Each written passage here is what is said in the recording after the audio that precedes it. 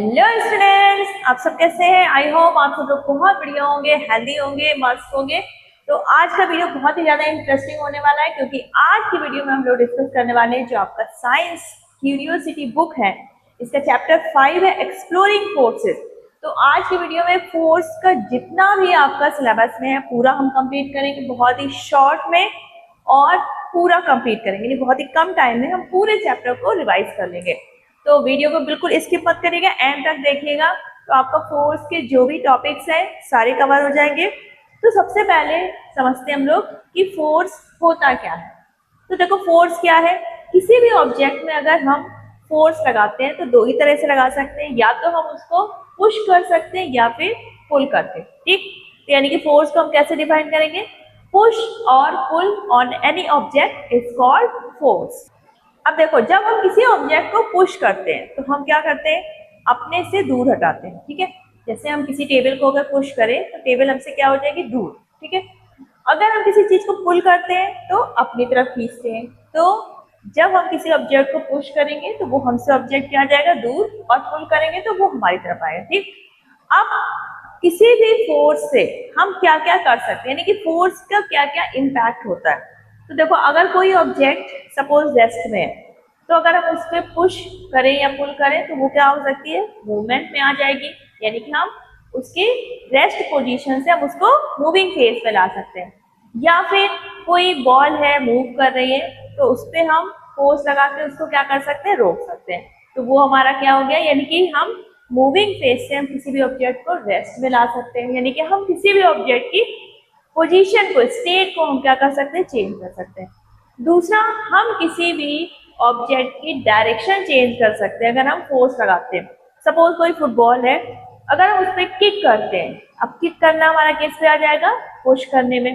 तो किक करने पे क्या होगा? उसकी डायरेक्शन चेंज हो जाएगी, और स्पीड भी चेंज कर सकते हैं। सपोज पहले वो धीरे धीरे आ रही थी, हमने जोर से किक मारा तो उसकी स्पीड भी क्या हो जाएगी? चेंज, डायरेक्शन भी चेंज हो गई, स्पीड।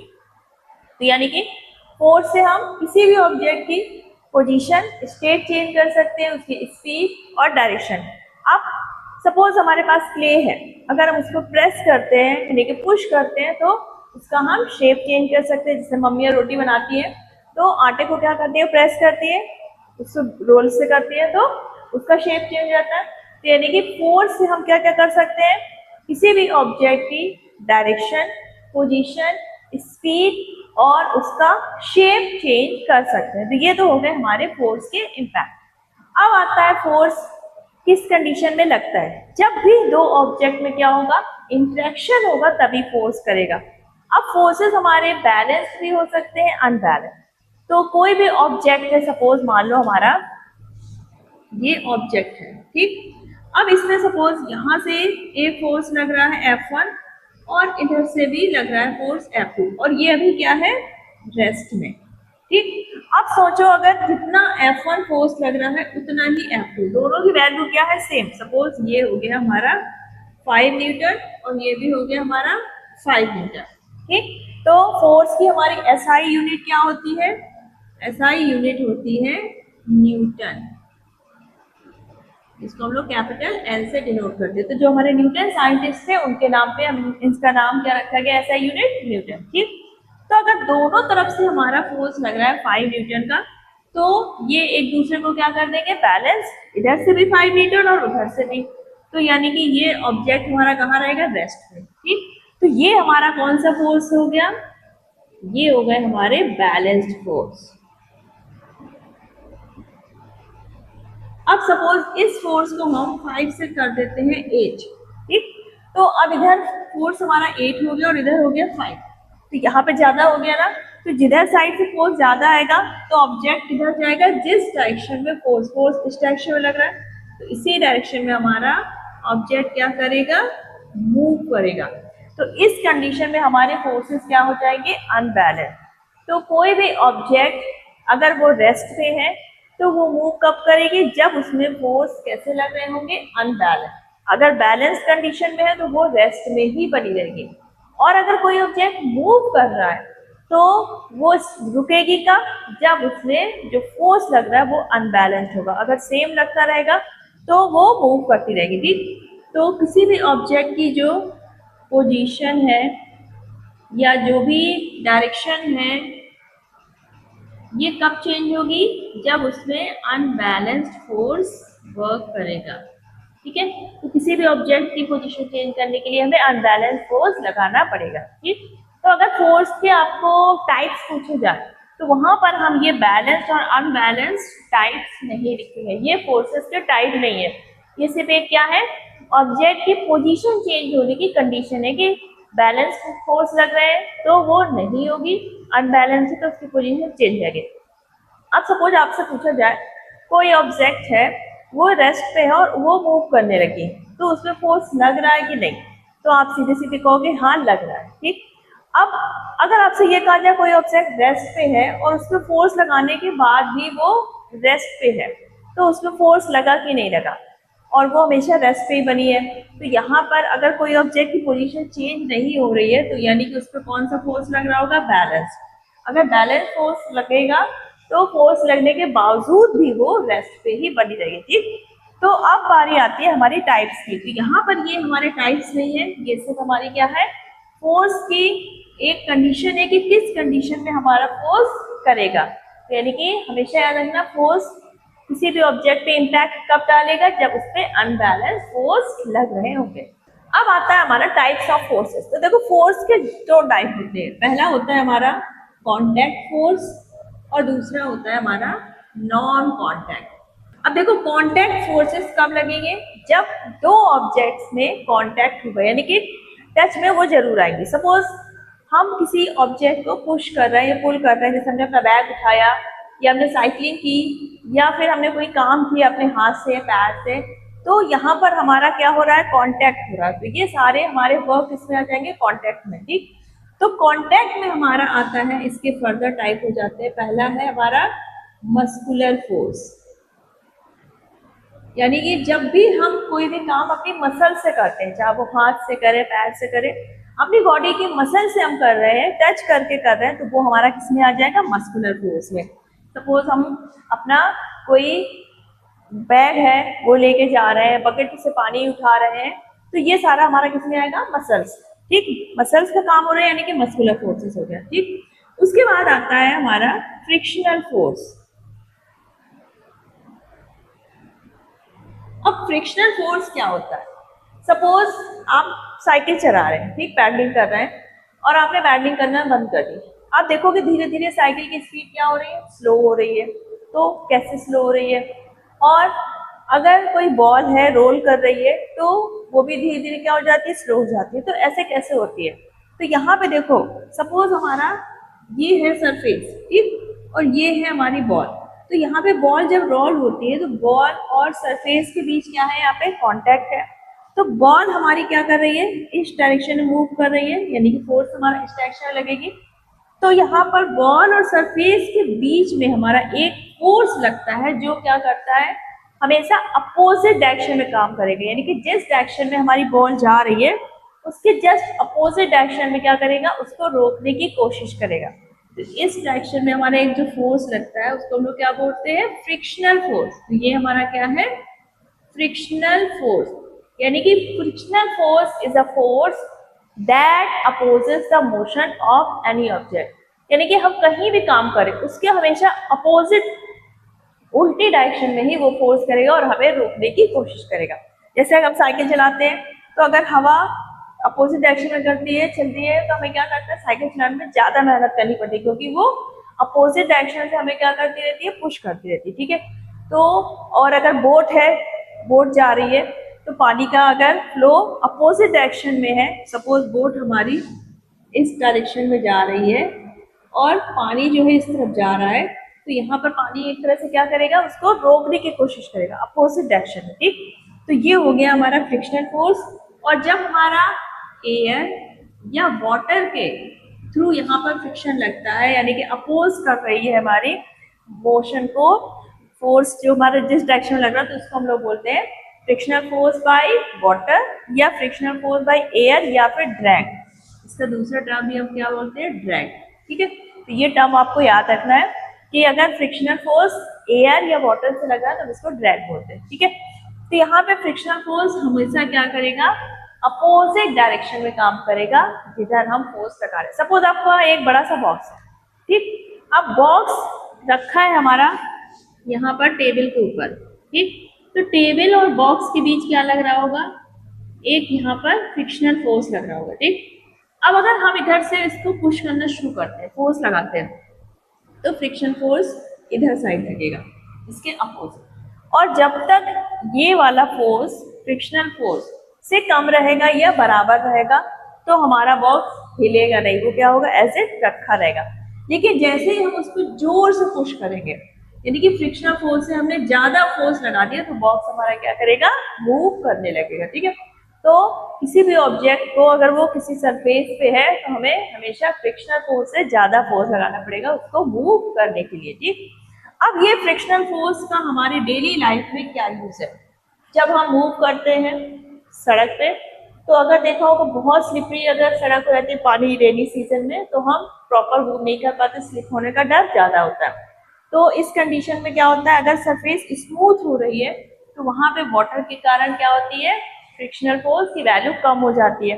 तो हमें चलने में कौन सपोर्ट कर रहा है, फ्रिक्शनल फोर्स, ठीक। कार्स है, अगर कोई रफ सरफेस होगी, ठीक है, तो वहां पे कार क्या होगी, स्लो चलती है। अगर स्मूथ रोड है तो हमारी गाड़ियां क्या होती है, दलादल भागती रहती है। तो अगर सरफेस जितनी स्मूथ होती जाएगी, फ्रिक्शनल फोर्स हमारा क्या हो जाएगा, उतना ही कम होता जाएगा। तो फ्रिक्शनल फोर्स के हमारी डेली लाइफ में कुछ एडवांटेज भी है और कुछ हार्मफुल। जैसे एडवांटेज क्या है, ये हमें चलने में मूव करती है, ठीक है। अगर कोई ऑब्जेक्ट गाड़ी मूव कर रही है, सोचो अगर सड़क में फ्रिक्शनल फोर्स ही नहीं लगे तो गाड़ी हमारी क्या हमेशा चलती ही रहे, कभी रुकेगी ही नहीं। तो फ्रिक्शनल फोर्स हमारी लाइफ में जरूरी भी है। अब कुछ डिसएडवांटेज क्या है, जैसे हमारी गाड़ियां हैं उसमें क्या होता है, रोल्स करते हैं पहिए हमारे, तो वहां पे क्या होता है, जहां पे उसका अटैचमेंट होता है इस तरह से, तो यहाँ पे क्या होता है, हम ऑयलिंग करते हैं, व्हील्स डालते हैं ताकि फ्रिक्शन कम हो और हमारी व्हील्स अच्छे से मूव करें। तो यहाँ पे अगर फ्रिक्शन पड़ जाता है तो उसकी मशीन की क्या होगी, पावर थोड़ा सा ज्यादा उसको लगाना पड़ेगा, ठीक है, हीटिंग इफेक्ट ज्यादा हो जाएगा। तो यहाँ पर कुछ हमारे डिसएडवांटेज भी है और कुछ एडवांटेज भी है। तो फ्रिक्शनल फोर्स का क्या यूज है डेली लाइफ में, आप एक कमेंट करके जो बताइएगा आप अपनी लाइफ में फ्रिक्शनल फोर्स का क्या यूज जानते हैं, ठीक है। उसके बाद आता है हमारा नॉन कांटेक्ट। अब नॉन कांटेक्ट में यानी कि यहाँ पर बिना टच किए हम आपको फोर्स लगा दें, अगर आपके ऊपर या आपके ऊपर कोई फोर्स लगे तो उसको हम क्या बोलेंगे, नॉन कांटेक्ट। तो इसके अंदर आता है हमारा सबसे पहला आता है ग्रेविटेशनल फोर्स। ग्रेविटेशनल फोर्स, दूसरा आता है यहाँ पर हमारा इलेक्ट्रोस्टैटिक फोर्स, और थर्ड आता है यहाँ पर मैग्नेटिक फोर्स। अब देखो ग्रेविटेशनल फोर्स हम सभी को पता है कि अर्थ हमेशा क्या करती है, हम सभी को नीचे की तरफ पुल करती है। किसी भी ऑब्जेक्ट को हम ऊपर फेंके तो वो हमेशा क्या आएगा, वापस अर्थ की तरफ आता है। तो ग्रेविटेशनल फोर्स को हम कैसे डिफाइन कर सकते हैं, the force by which earth pulls any object towards its centre is called gravitational force. और ग्रेविटेशनल फोर्स हमें अर्थ में स्टैंड करने में, हमें मूव करने में, इस सारी चीजों में क्या करता है, बहुत हेल्प। वरना हम क्या हो, ऐसे ऊपर की तरफ क्या हो, फ्लोट होते रहे। कोई चीज ऊपर को हम थ्रो करें तो वो ऊपर ही चली जाए, ठीक। तो ये हो गया हमारा ग्रेविटेशनल फोर्स, यानी कि अर्थ किसी भी ऑब्जेक्ट को जिस फोर्स से अपनी तरफ पुल करती है, दैट इज ग्रेविटेशनल फोर्स, ठीक है। अब आता है हमारा कि ग्रेविटेशनल फोर्स को हम मेजर कैसे करते हैं। तो इसको मेजर करने के लिए हम क्या यूज करते हैं, स्प्रिंग बैलेंस। अब देखो स्प्रिंग बैलेंस से यूज करते हैं हम लोग वेट निकालने में, और वेट क्या होता है, वही फोर्स होता है जिससे कोई ऑब्जेक्ट को अर्थ पुल करती है। अब स्प्रिंग बैलेंस हमारा किस तरह से होता है, ये इस तरह से स्प्रिंग बैलेंस होगा, ठीक। यहाँ पर स्प्रिंग हमारी एक अटैच होती है, यहाँ पर, यहाँ से एंड से, ये हो गई स्प्रिंग। और यहाँ पर क्या होता है, एक हुक होता है जिसमें हम अपना ऑब्जेक्ट को यहाँ पे हैंग कर देते हैं, ठीक।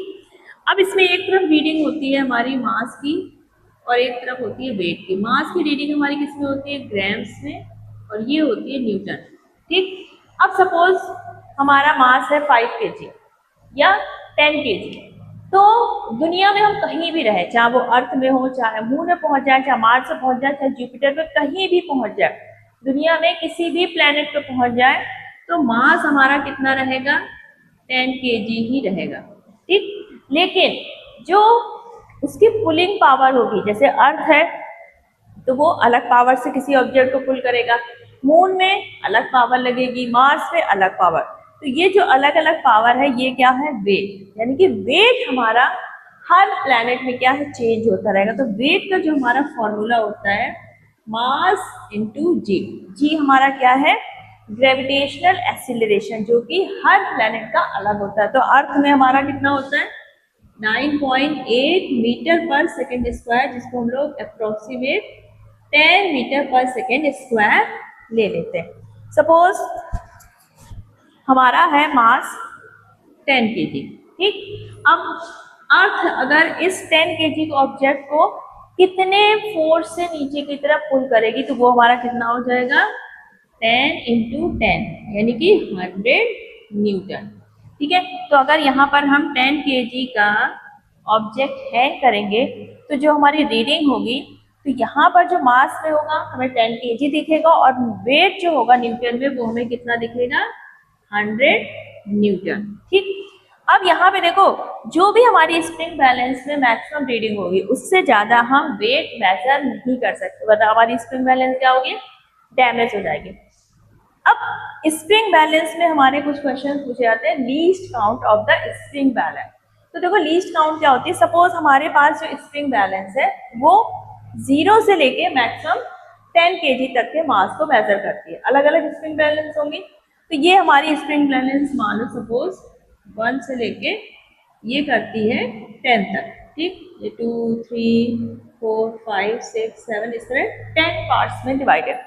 अब 1 से लेकर 2 तक में अगर इसको हमने 10 छोटे छोटे पार्ट्स में डिवाइड कर दिया, ठीक, यानी कि दो नंबर्स के बीच जो स्मॉलर डिवाइड है, डिवीजन है, वो कितने हैं? 10। तो मैक्सिमम, तो हम इससे मैक्सिमम इसका 10 है, तो यानी कि 10 न्यूटन से ज्यादा हम इससे वेट मेजर नहीं कर सकते, लेकिन मिनिमम हम कितना कर सकते हैं? तो मिनिमम हमारा क्या होगा? ये 2 रीडिंग के बीच कितना है? 10 अगर पार्ट में डिवाइड है तो 1/10 यानी कि 0.1 न्यूटन। ये है हमारा मिनिमम वेट जो हम इस स्प्रिंग बैलेंस से मेजर कर सकते हैं। तो इसको हम बोलते हैं least count of spring balance. अब ये जो इस स्प्रिंग बैलेंस के लीस्ट काउंट की वैल्यू है, ये हर एक स्प्रिंग बैलेंस के लिए अलग होगी। अगर यहाँ पर 2 नंबर्स के बीच 10 डिवीजन ना होकर सिर्फ क्या है? 5 डिवीजन, तो यहाँ पर हम 1 को किससे डिवाइड करेंगे? 5 से, तो हमारा आएगा 0.2 न्यूटन। तब हमारी लीस्ट काउंट क्या हो जाएगी स्प्रिंग बैलेंस की? 0.2 न्यूटन, यानी कि मिनिमम हम इससे 0.2 न्यूटन वेट मेजर कर सकते हैं। ठीक है, तो वेट हमारा क्या है? वेट ही हमारा वो फोर्स है जिससे अर्थ किसी ऑब्जेक्ट को पुल करती है। ठीक है, तो अगर आपसे पूछा जाए कि आपका अर्थ किस फोर्स से आपको पुल कर रही है, तो सपोज अगर आपका वेट 30 है तो वो किससे पुल करेगी? आपको 300 न्यूटन से अपनी तरफ पुल करेगी। ठीक है, तो हम ये कैलकुलेट कर सकते हैं कि अर्थ हमें किस फोर्स से अपनी तरफ पुल कर रही है। तो आई होप ये आपका spring balance, gravitational force clear हो गया होगा। अब आता है आपका इलेक्ट्रोस्टैटिक फोर्स। तो ये हम हमेशा मजे मजे में करते हैं, कभी कॉम रब करते हैं, कभी बैलून रब करते हैं, तो हम वॉल पे चिपका देते हैं। तो ये चीजें हम लोग सभी लोग करते हैं। तो यहाँ पे ऐसे क्या होता है कि वो बैलून को हमने सर पे रब किया और दीवार से चिपका दिया, तो ऐसे कैसे पॉसिबल हो जाता है? तो ये पॉसिबल होता है हमारा इलेक्ट्रोस्टैटिक फोर्स के कारण। अब ये इलेक्ट्रोस्टैटिक फोर्स क्या है? तो देखो, electrostatic force is due two charges. अब चार्ज कैसे आते हैं? देखो, सपोज हमने एक कॉम लिया या स्केल लिया, उसको अपने हेयर पे रब किया या किसी क्लॉथ में रब किया। अब जब किसी ऑब्जेक्ट में रब करते हैं तो उसके जो इलेक्ट्रॉन्स होंगे थोड़े बहुत क्या होंगे? उस स्केल में आ जाएंगे। अब उस स्केल के ऊपर जब इलेक्ट्रॉन्स आ गए तो वो स्केल हमारा कैसा हो जाएगा? चार्ज, यानी कि उसके अंदर चार्ज हो गया। अब वो पॉजिटिव भी हो सकते हैं, नेगेटिव। सपोज अगर स्केल में इलेक्ट्रॉन्स आ गए हैं, एक्स्ट्रा इलेक्ट्रॉन, तो ये कैसा हो जाएगा? Negative charge. सपोज अगर स्केल से इलेक्ट्रॉन्स चले गए हैं तो ये कैसा हो जाएगा? Positive charge. तो हम जब भी दो ऑब्जेक्ट्स को रब करते हैं तो वो पॉजिटिव चार्ज भी हो सकता है, निगेटिव। अगर उसके ऊपर इलेक्ट्रॉन आ गए हैं तो उसमें इलेक्ट्रॉन के नंबर्स क्या होंगे, ज्यादा, तो वो निगेटिव चार्ज की तरह बिहेव करेगा। और अगर उससे इलेक्ट्रॉन चले गए हैं तो उस पर पॉजिटिव चार्ज आएगा। तो जो भी हमारे चार्ज ऑब्जेक्ट हो गए, सपोज हमने स्केल को रब किया तो अब उसमें चार्ज आ गया, अब वो क्या करेगा, किसी दूसरे चार्ज को या फिर नॉर्मल ऑब्जेक्ट को भी क्या करने लगता है, अट्रैक्ट करने लगता है। अब देखो चार्ज हमारे दो टाइप के होते हैं, एक है पॉजिटिव और एक है निगेटिव। तो अगर पॉजिटिव और निगेटिव चार्ज आपस में आएंगे तो ये क्या करेंगे, अट्रैक्ट करेंगे। इनके बीच कौन सा फोर्स लगेगा, अट्रैक्शन का।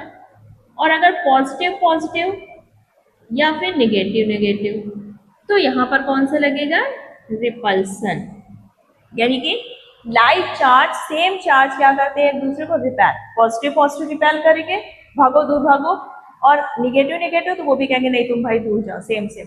और अगर पॉजिटिव निगेटिव मिल जाते हैं तो उनमें अच्छी दोस्ती हो जाती है, यानी कि अट्रैक्शन होगा, ठीक। तो electrostatic force is the force due to charge. अब देखो यहाँ पे जो हमारा चार्ज है, जब हम किसी ऑब्जेक्ट को रब करते हैं तो इस पे जो चार्ज आता है ये कैसा होता है, स्टैटिक, यानी कि बस वहां पे रहता है, वो चलेगा नहीं, मूव नहीं करेगा, तभी हम उसको क्या बोलते हैं, इलेक्ट्रोस्टैटिक, ठीक है। और अगर चार्ज चलने लगे, मूव करने लगे, तो हम उसको क्या बोलेंगे, करंट।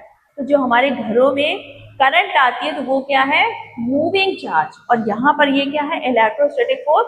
सिर्फ यहाँ पे हमें हल्का सा झटका लगता है। कभी जैसा होता है कि विंटर्स में हम कंबल या जो वुलन क्लॉथ्स होते हैं उनको एकदम से ऐसे करते हैं तो स्पार्क दिखते हैं, तो यानी कि चार्ज इधर उधर ट्रांसफर होता है, तो वो हमें सिर्फ क्या है, वो हमारा इलेक्ट्रोस्टैटिक चार्ज। तो इलेक्ट्रोस्टैटिक चार्ज, इलेक्ट्रोस्टैटिक फोर्स, ये आपका क्लियर हो गया। तो यहाँ पे देखो कोई टच नहीं हो रहा है, वो क्या होगा, चार्ज दूर से ही दूसरे ऑब्जेक्ट को क्या करेगा, अट्रैक्ट करेगा या रिपेल, यानी कि फोर्स लगाएगा, तो उसको हम लोग क्या बोलते हैं, इलेक्ट्रोस्टैटिक फोर्स। तो ये हमारा किसके अंदर आ जाएगा, नॉन कॉन्टैक्ट फोर्स। सेम हमारा ग्रेविटेशनल फोर्स, अगर हम ऊपर भी जंप करते हैं तो भी अर्थ हमें क्या करती है, अपनी तरफ पुल करती है, यानी कि बिना कॉन्टैक्ट के यहाँ पे अट्रैक्शन हो रहा है, फोर्स लग रहा है, that is non contact force.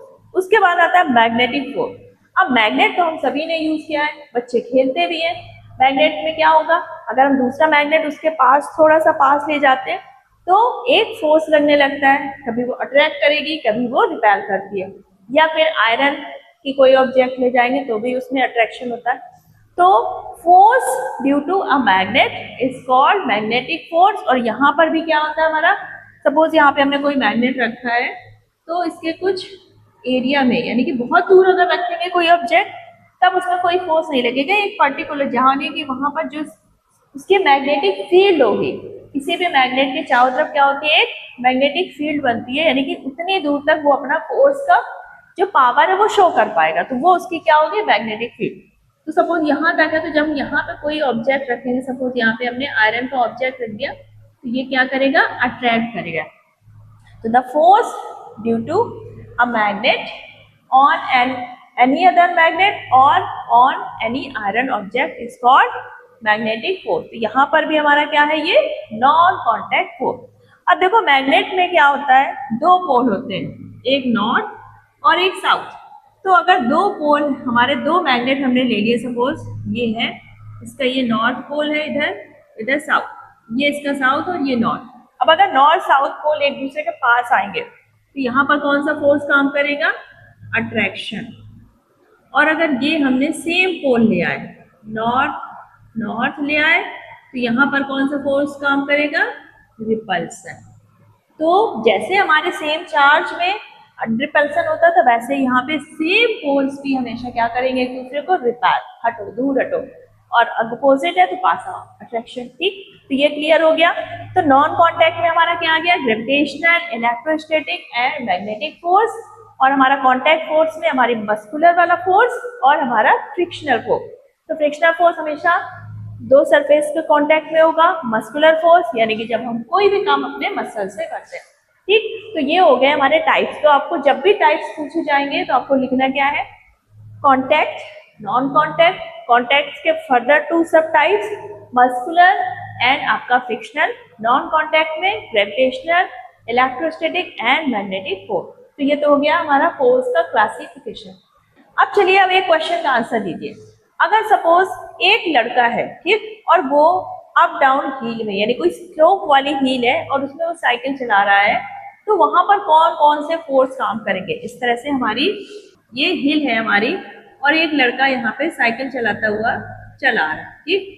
ये अब सोचो ये साइकिल आ रही है तो यहाँ पे कौन कौन से फोर्सेस लगे। अब इस साइकिल को देख के हंसना नहीं, तो मेरी ड्राइंग बहुत अच्छी नहीं है, ठीक। तो यहाँ पे हमारे कौन कौन से फोर्स लगेंगे, तो कमेंट करके फटाफट बताइए कि इस साइकिल में कौन कौन से फोर्स लग रहे होंगे।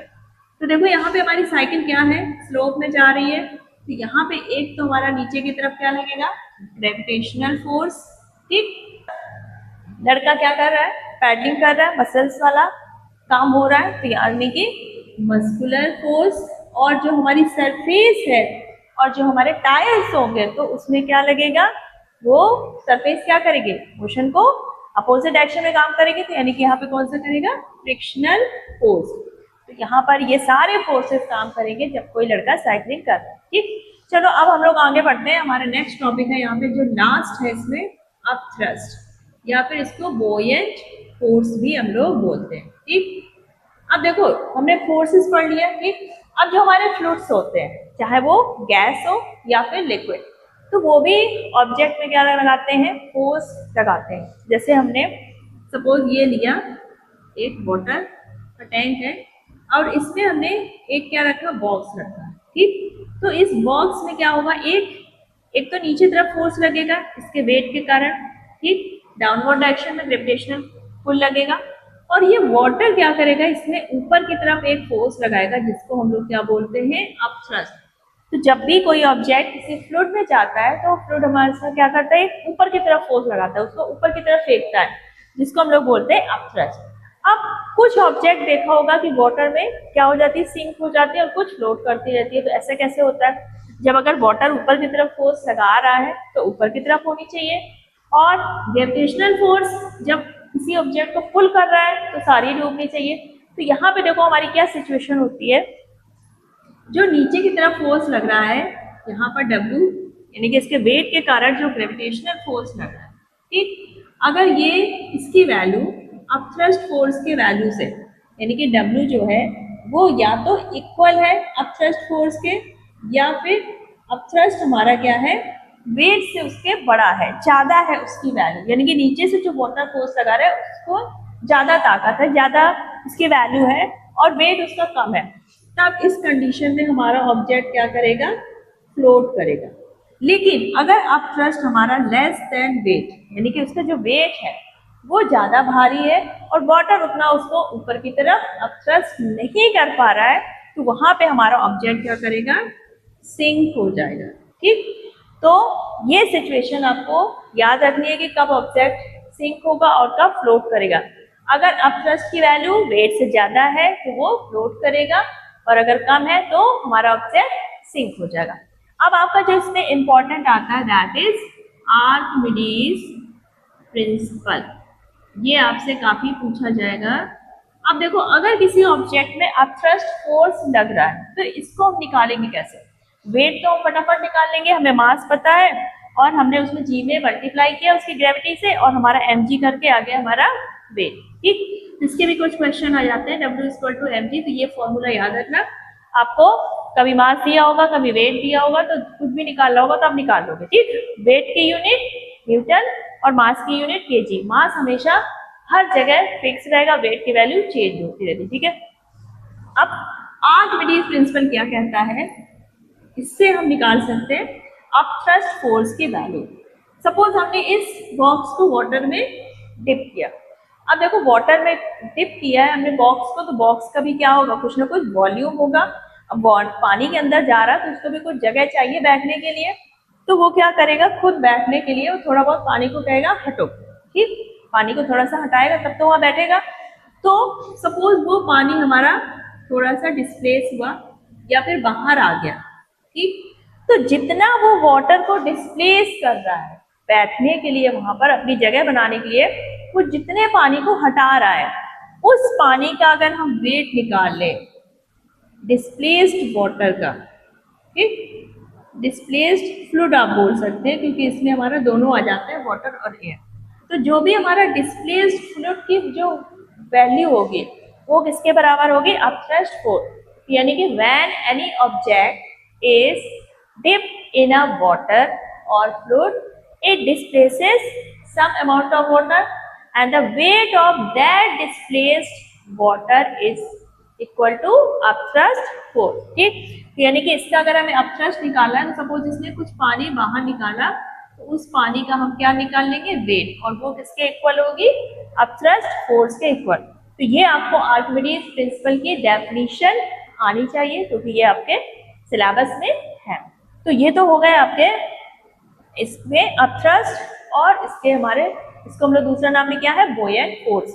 अब सपोज जैसे हमने देखा होगा कोई बोट है, तो बोट वाटर में कैसे फ्लोट करती रहती है, तो बोट में क्या होगा, कुछ लोग बैठे होते हैं, इसका कुछ वेट भी होगा।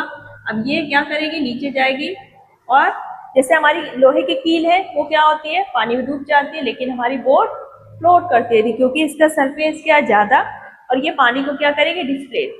तो जितना ज्यादा पानी को डिस्प्लेस करेगी उतना ही ज्यादा उस पर क्या लगेगा, अपथ्रस्ट फोर्स, और वो इजिली फ्लोट करती रहेगी। ठीक है, अब सपोज हमारे एक स्टोन है और एक पेपर है। ठीक, अब अगर दोनों को हम सेम हाइट से गिराते हैं, पेपर और ये हो गया स्टोन, तो जमीन में कौन जल्दी पहुंचेगा। तो देखो स्टोन हमारा क्या है, सॉलिड है, हैवी है। ठीक, तो ये तुरंत नीचे आ जाएगा, क्योंकि इससे वेट ज्यादा लग रहा होगा। ठीक है, ये W की वैल्यू क्या होगी, ज्यादा। पेपर का क्या होता है, लाइट वेट है, सरफेस क्या है, ज्यादा है। ठीक, तो यहाँ पर क्या होगा, एयर का फ्रिक्शन भी लगेगा। एयर क्या करेगी, नीचे से उसको अपोज करेगी, ज्यादा सरफेस पे नीचे से एयर लगेगी, तो ये क्या आएगा, धीरे धीरे आएगा, क्योंकि यहाँ पे इसमें इसकी सरफेस ज्यादा होने के कारण इसमें फ्रिक्शनल फोर्स ज्यादा करेगा। ठीक, तो आपका जो एक्सप्लोरिंग फोर्सेस था फिनिश हो गया। इतना ही आपके चैप्टर में है, और जो आपके इसके क्वेश्चंस हैं वो भी लगभग टॉपिक के बीच हमने कवर कर दिए। तो फोर्स से रिलेटेड अगर कोई भी डाउट भी है अभी, तो आप कमेंट सेक्शन में टाइप कर सकते हैं। और नेक्स्ट वीडियो के लिए चैनल को सब्सक्राइब करना बिल्कुल मत भूलिएगा, क्योंकि यहाँ पर आपके सिलेबस से, चाहे वो मैथ्स साइंस हो, इंपॉर्टेंट वीडियो रेगुलर आते रहते हैं। और अगर आज का वीडियो आपके लिए फ्रूटफुल है तो वीडियो को लाइक, शेयर और अपने फ्रेंड्स को शेयर करना बिल्कुल मत भूलिएगा। चलिए फिर मिलते हैं नेक्स्ट वीडियो में, तब तक मस्त रहिए, खेलते रहिए। चलिए बाय।